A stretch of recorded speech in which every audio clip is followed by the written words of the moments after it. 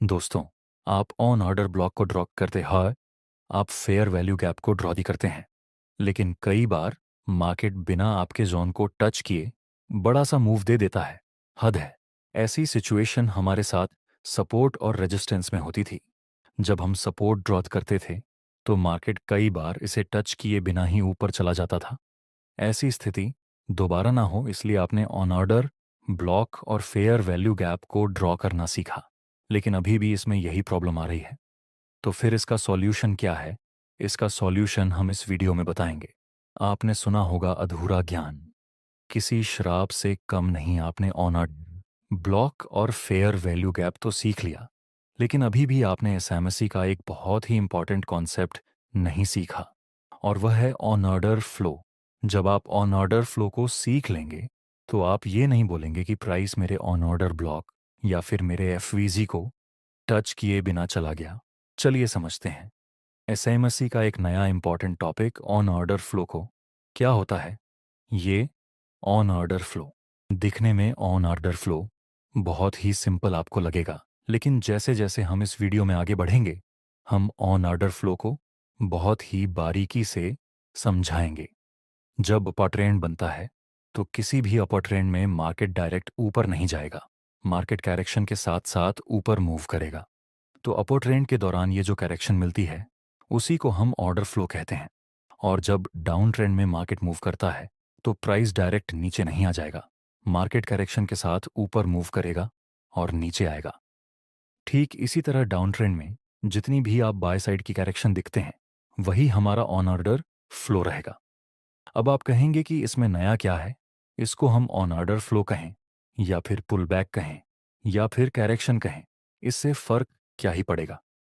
इसी क्वेश्चन का आंसर आपको बस 2-3 मिनट में मिल जाएगा। अभी के लिए आप इतना याद रखिए कि अपर ट्रेंड के दौरान डाउन साइड के मूव को हम ऑन एडर फ्लो कहते हैं, और डाउन ट्रेंड के दौरान अपर साइड के मूव को हम ऑन एडर फ्लो कहते हैं। एक इम्पॉर्टेंट बात, अगर आप ट्रेडिंग को लेकर लाइफ में बहुत सीरियस हैं तो इंटरनेट पर रैंडम वीडियो देखने से कुछ नहीं होगा। यहाँ थोड़ा बहुत सीखने को जरूर मिलेगा, लेकिन प्रॉफिटेबल नहीं बन पाएंगे। प्रॉफिटेबल ट्रेडर बनने के लिए आपको चाहिए ट्रेडिंग की कंप्लीट नॉलेज। इसीलिए हम आपके लिए लाए हैं 30 day trading master class.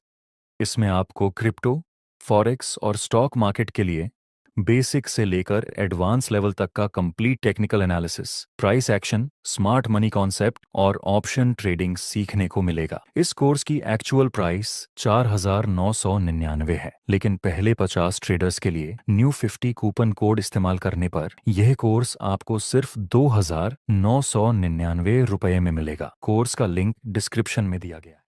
On Idar flow दो टाइप के आते हैं, एक बुलिश ऑन ईडर फ्लो और एक बेयरिश ऑन ईडर फ्लो। जब मार्केट अप ट्रेंड में होता है और हम ऑन ईडर फ्लो को ड्रॉ करते हैं तो वह हमारा बुलिश ऑन ईडर फ्लो बनेगा। और जब मार्केट बेयरिश ट्रेंड में मूव करता है और वहां पर जो हमारा ऑन ऑर्डर फ्लो बनता है उसे हम बेयरिश ऑन ऑर्डर फ्लो कहेंगे। बुलिश ऑन ऑर्डर फ्लो में प्राइस ऑन ऑर्डर ब्लॉक को टैप करके ऊपर मूव कर सकता है, और बेयरिश मार्केट स्ट्रक्चर में price bearish on order flow को टैप करके फिर से नीचे गिर सकता है। मैं आपको एक इंपॉर्टेंट एग्जांपल दिखाना चाहूंगा। यहां मार्केट बार बार बुलिश ब्रेक ऑफ स्ट्रक्चर बना रहा है और सडनली प्राइस ने अपने रिसेंट वैलिड स्विंग को ब्रेक कर दिया। आपको पता है बुलिश मार्केट स्ट्रक्चर में जो डाउन साइड की मूव आएगी वह हमारा ऑन एडर फ्लो रहेगा। हमने ऑन ईडर फ्लो को क्रिएट किया, फिर मार्केट इस ऑन ईडर फ्लो को टैप करके यहां से ऊपर चला गया। मैं आपको एक दूसरा एग्जांपल दिखाता हूं। यहां भी मार्केट बुलिश स्ट्रक्चर में मूव कर रहा था, फिर मार्केट ने अपने रिसेंट वैलिड स्विंग को डाउन साइड ब्रेक किया। आपको पता है ये चेंज ऑफ कैरेक्टर हो गया, और आपको ये भी पता है कि अपर ट्रेंड में ये जो डाउन साइड की मूव आई वो हमारा ऑर्डर फ्लो रहेगा। हमने ऑन ऑर्डर फ्लो को ड्रॉ किया, लेकिन ये ऑन ऑर्डर फ्लो ने काम नहीं किया। ये ऑन ऑर्डर फ्लो फेल हो गया। इसके नीचे दूसरा ऑन ऑर्डर फ्लो है, प्राइस ने उसको भी ब्रेक कर दिया, और आखिर में प्राइस इस लास्ट वाले ऑन ऑर्डर फ्लो को टैप करता है और यहां से अपनी ए पर डायरेक्शन को शो करता है। अब मेरा सिंपल क्वेश्चन आपसे ये है कि ये पहले वाले सीन में तो प्राइस इस फर्स्ट ऑन ऑर्डर फ्लो से ही ऊपर चला गया, और इस सेकंड एग्जाम्पल में प्राइस ने आखिरी ऑन ऑर्डर फ्लो को टैप किया और यहाँ से ऊपर डायरेक्शन में मूव दिया। जब लाइव मार्केट चल रही होती है तो वहाँ हम कैसे आइडेंटिफाई करेंगे कि मार्केट ये फर्स्ट ऑन ऑर्डर फ्लो को रिस्पेक्ट देगा या फिर यह लास्ट ऑन ऑर्डर फ्लो को? चलिए समझते हैं ऐसा क्यों हुआ। ऐसा इसलिए हुआ दोस्तों क्योंकि यहाँ पर आप देखिए, जो हमने पहले एग्जाम्पल में देखा उसमें यह लास्ट ऑन एडर फ्लो को मार्केट ने टैप किया था और फिर ऊपर की डायरेक्शन में मूव किया। फिर इस ऑन एडर फ्लो को भी मार्केट ने टैप किया और ऊपर की डायरेक्शन में मूव किया था। आखिर में सिर्फ एक ही ऑन एडर फ्लो बचा था जिसको मार्केट ने टैप नहीं किया था, जिस वजह से इस पहले एग्जाम्पल में मार्केट ने इस ऑन ऑर्डर फ्लो से अपनी डायरेक्शन डिसाइड की। लेकिन जो हमारा दूसरा एग्जाम्पल था उसमें आप देख सकते हैं मार्केट ने इस लास्ट ऑन ऑर्डर फ्लो को टैप नहीं किया था। यहाँ पर इस ऑन ऑर्डर फ्लो का मिटिगेशन नहीं हुआ था। फिर इस दूसरे ऑन ऑर्डर फ्लो को मार्केट ने टैप कर दिया था, इसका मिटिगेशन हो गया था और इस ऑन ऑर्डर फ्लो का भी मिटिगेशन हो गया था। यहाँ भी मार्केट ने इस ऑन ऑर्डर फ्लो को टैप करके अपनी डायरेक्शन डिसाइड की थी। तो ये सारे ऑर्डर फ्लो का मिटिगेशन हो चुका था, सिर्फ यह लास्ट ऑन ऑर्डर फ्लो ही बचा था जिसका मिटिगेशन होना बाकी था, जिस वजह से इस दूसरे एग्जाम्पल में प्राइस ने इस ऑन ऑर्डर फ्लो को टैप किया और अपनी डायरेक्शन को डिसाइड की। और इसी एग्जाम्पल के बेस पर हम ऑर्डर फ्लो को और भी दो टाइप्स में डिवाइड करेंगे, या तो कोई ऑर्डर फ्लो मिटिगेटेड होता है या फिर कोई ऑर्डर फ्लो अनमिटिगेटेड होता है। कोई भी बुलिश या फिर बेयर ऑर्डर फ्लो या तो मिटिगेटेड होता है या फिर अनमिटिगेटेड। दोस्तों ये तो बात हो गई थ्योरी की, लेकिन आपको भी पता है जब लाइव मार्केट होता है तो चीज़ें ऐसे नहीं चलती जिस तरह से हम थ्योरी में सीखते हैं। शायद ट्रेडिंग ने आपको इतना तो सीख ही दिया होगा। तो चलिए समझते हैं रियल चार्ट में आपको इसको किस तरह से ड्रॉ करना है। एग्जाम्पल के लिए यहाँ पर मार्केट हर वक्त ब्रेकअप स्ट्रक्चर बना रहा है। ये हमारा रीसेंट स्विंग है क्योंकि अभी अभी प्राइस ने अपने रीसेंट हाई को ब्रेक करके ब्रेकअप स्ट्रक्चर बनाया है। अगर प्राइस इसको डाउनसाइड ब्रेक कर देगा तो यहाँ से ट्रेंड चेंज होने के चांस बढ़ जाएंगे। और जैसा आपने ऑर्डर फ्लो में सीखा, अब ट्रेंड के दौरान जो सेल साइड की मूवमेंट होगी वह हमारा ऑर्डर फ्लो रहेगा। तो आप देख सकते हैं यहाँ से यहाँ तक की सेलिंग मूवमेंट आई थी। तो क्या हम इसे एस ऑर्डर फ्लो बना सकते हैं? आंसर है नो। इस तरह से आप ऑर्डर फ्लो नहीं बना सकते। आप कहेंगे कि अभी तो हमने सीखा कि अब ट्रेंड के दौरान जो सेलिंग मूव आती है उसको हम ऑर्डर फ्लो कंसीडर करेंगे। यहाँ पर आप ट्रेंड में ये सेलिंग मूव आई थी, तो हम इसे ऑर्डर फ्लो क्यों कंसीडर नहीं कर सकते? दोस्तों इसको हम ऑर्डर फ्लो इसलिए नहीं कंसीडर कर सकते हैं क्योंकि ऑर्डर फ्लो की कुछ कंडीशंस और रूल्स होते हैं। तो हम पहले उसी को ही समझ लेते हैं, बाद में हम इस रियल चार्ट को फिर से समझेंगे।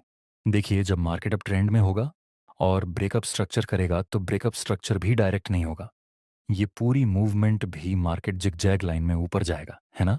तो अप ट्रेंड के दौरान जब ब्रेक ऑफ स्ट्रक्चर हो जाए, उसमें जो लास्ट सेलिंग मूवमेंट आई होगी या फिर लास्ट पुल बैक मिला होगा डाउन साइड का, उसी को हम as on order flow consider करेंगे।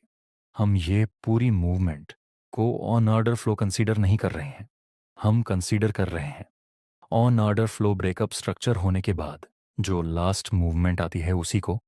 ध्यान से समझिए, प्राइस ने ब्रेक ऑफ स्ट्रक्चर बनाया। अगर हम इस सेलिंग साइड की मूवमेंट को देखें तो यहां भी डायरेक्ट ब्रेक ऑफ स्ट्रक्चर नहीं हुआ, इसमें भी प्राइस जिगजैग लाइन में ब्रेकअप स्ट्रक्चर बनता है। तो यहां पर जो ब्रेकअप स्ट्रक्चर होने के बाद जो पहले अपर साइड की मूवमेंट होगी जो कि स्मॉल सी होगी, उसी को हम S on order flow consider करेंगे। हम इस पूरी अपर साइड की मूवमेंट को ऑन ऑर्डर फ्लो की तरह नहीं बना रहे। चलिए अब हम रियल चार्ट की तरफ मूव करते हैं। तो आप बताइए क्या हम इस तरह से ऑन ऑर्डर फ्लो बनाएंगे? नहीं, हम इस तरह से ऑन ऑर्डर फ्लो नहीं बनाएंगे। हम देखेंगे कि ब्रेक ऑफ स्ट्रक्चर कहां पर हुआ है। आंसर है ब्रेक ऑफ स्ट्रक्चर यहां पर हुआ है। तो इस मूव को हम देखेंगे। तो यहां पर ब्रेक ऑफ स्ट्रक्चर होने से पहले एक आखिरी सेलिंग मूवमेंट आई थी, तो हम इस सेलिंग मूवमेंट को ही ऑन ऑर्डर फ्लो कंसीडर करेंगे। ये है हमारा परफेक्ट ऑन ऑर्डर फ्लो। और आपको इसी तरह से ऑन ऑर्डर फ्लो को ड्रॉ को करना है। चलिए अब हम इसमें ट्रेड करने का तरीका समझते हैं। यहाँ पर अभी अभी ब्रेक ऑफ स्ट्रक्चर हुआ है, तो हम देखेंगे कि ब्रेक ऑफ स्ट्रक्चर बनने से पहले लास्ट सेलिंग मूव कहाँ से आया था, जो कि वह एरिया यहाँ पर है। तो हम इस पूरी मूव को कनेक्ट करके एक जोन बनाएंगे जो हमारा ऑन ऑर्डर फ्लो रहेगा। अब हमें वेट करना है कि मार्केट हमारे ऑन ऑर्डर फ्लो के अंदर टैप करे। अगर ऑन ऑर्डर फ्लो के अंदर कोई ऑन ऑर्डर ब्लॉक बनता है और अगर प्राइस वहां पर उस ऑन ऑर्डर ब्लॉक तो टारगेट करे, तो वहां हमारे ट्रेड की एक्यूरेसी इंक्रीज हो जाएगी। यहां पर पहले एक फेयर वैल्यू गैप बना था जो कि अब मिटिगेटेड हो चुका है, तो हम इस फेयर वैल्यू गैप के ऊपर तो ट्रेड नहीं करेंगे। हम ऑन ईडर फ्लो को ध्यान में रखते हुए आगे की अपॉर्चुनिटी फाइंड करेंगे।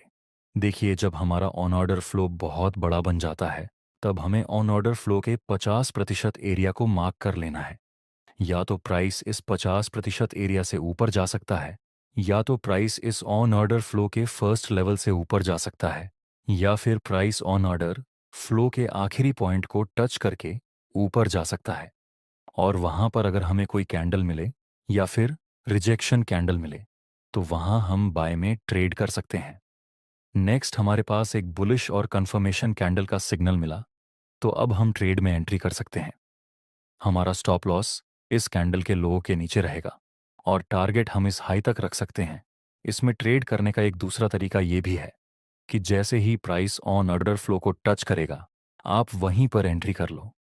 लेकिन मैं किसी को भी इस तरह से ट्रेड करने का सजेशन नहीं देता हूं, क्योंकि इस तरह से ट्रेड करना थोड़ा रिस्की रहेगा। तो ये थी ऑन ऑर्डर फ्लो की कंप्लीट थ्योरी। अगर आपने हमारे स्मार्ट मनी कॉन्सेप्ट सीरीज के दूसरे लेक्चर नहीं देखे, तो आप एक बार उसको जरूर चेक करना। धन्यवाद। इस कोर्स की एक्चुअल प्राइस